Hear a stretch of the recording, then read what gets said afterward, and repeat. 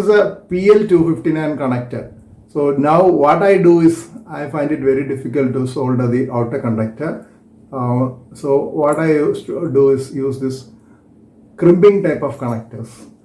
There are 3 pieces for this crimping type of connectors.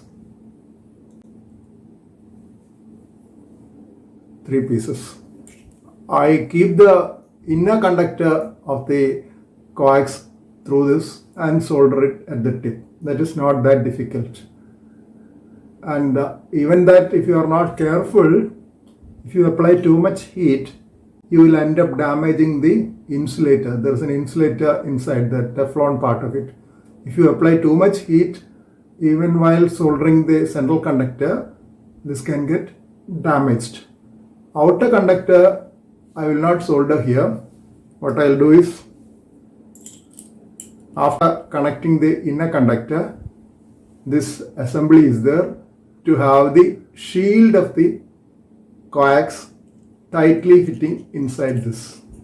So that if you tighten this, if you keep the shield in between the innermost portion and that sleeve which I have shown, then if you tighten it, it becomes a secure connection.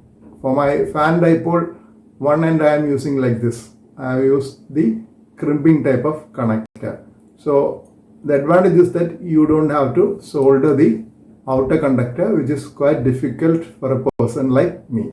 This is an example of a crimped connector. You can see that after the connection, there has been a heat shrink also. Heat shrink sheath has also been introduced over it to make it more secure. And then the outermost portion of the connector is screwed in.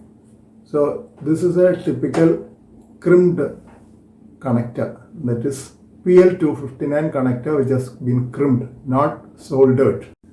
This is the heat shrink sleeve which came along with this PL259 crimping type of connector.